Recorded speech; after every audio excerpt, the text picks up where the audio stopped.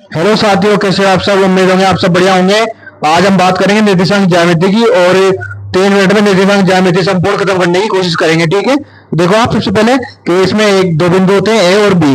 देखो एक ए के निर्देशांक होते हैं x1 y1 और x2 y2 बी के निर्देशांक हो गए। ठीक है, इसके बाद देखो मध्य दूरी का सूत्र देखेंगे x2 माइनस x1 का होल स्क्वायर, जो कि अंडर रूट में होता है। ठीक है, प्लस y2 माइनस y1 का स्क्वायर, ये दोनों मिलाकर अंडर रूट लगा सकते हैं अपन इसको। ठीक है, ये ए बी यानी मध्य दूरी का सूत्र ए से बी तक जाने में जो दूरी होती है उसका सूत्र ये हो गया। अब देखो सबसे पहले देखते हैं अपन ग्राफ में x और x डैश होता है, y और y डैश होता है। इसका हम देखेंगे मध्य बिंदु के निर्देशांक, ये देखो a और b। ठीक है, x1 y1 और जो इनका मध्य बिंदु होता है वो p होता है, यानी मध्य का एकदम फिक्स बिंदु होता है ना, जो वो होता ही है। तो देखो x2 x और y हो जाएगा, x1 y1 हो गया, x2 y2 हो गया, and p is equal to x1 plus x2 upon 2, y बराबर देखो y1 प्लस y2 अपॉन 2। ठीक है, ये हो गया मध्य बिंदु के निर्देशांक का सूत्र। इसका देखिए अनुपात के द्वारा मध्य बिंदु के निर्देशांक के सूत्र निकालते हैं। मध्य बिंदु, एक चीज याद है ना, मध्य बिंदु का मतलब होता है कि एकदम फिक्स बीच में। ठीक है, न इधर न उधर। तो देखो m1 अनुपात m2 में इसको निकालते हैं अपन।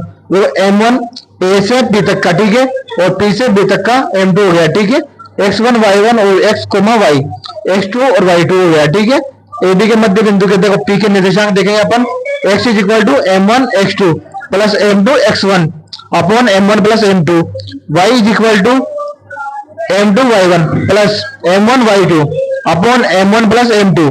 ठीक है, देखो p को निर्देशांक को लिखते हैं अपन x y से।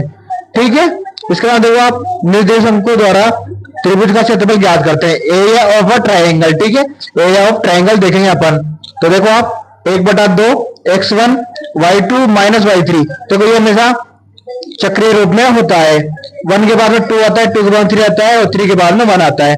ये सबसे बेस्ट तरीका है याद करने का, तो आप सभी इस पर गौर करिए और याद करने की कोशिश कीजिए। देखो 1/2 x1, 1 के बाद में 2 आता है, 2 के बाद में 3 आता है, ऐसे ऐसे x2 फिर y3 minus y1, x3 y1 minus y2 हो गया। इसके बाद देखो आप समत्रिभाजित, समत्रिभाजित में होता है 2:1 या 1:2। ठीक है, ए डी यानी कि 1 और 2, यानी 2 भागों में इधर बटा हुआ है, 1 भाग में उधर बटा हुआ है। ठीक है, तो और इसमें देखो आप कि 2 आगे ले लिए और 1 पीछे ले लिया, यानी दो निर्देशांकों बिंदु आगे ले लिए और 1 का पीछे ले लिया। तो x1 y1 हो गया, x2 y2 हो गया। हमेशा इनको ऐसे लिख लीजिए ताकि आपको कंफ्यूजन ना हो। ठीक है, x1 y1 इसका हो गया और x2 y2 इसका हो गया। अब देखो संरेखित त्रिभुज के बारे में जानेंगे। तो हम जिंदगी में हमेशा याद रखना, कहीं भी संरेखित त्रिभुज दिखे आपको तो उसका क्षेत्रफल हमेशा 0 होगा। ठीक है, देखो जब अपन ये देखते हैं त्रिभुज तो हमेशा ये पलट कर इधर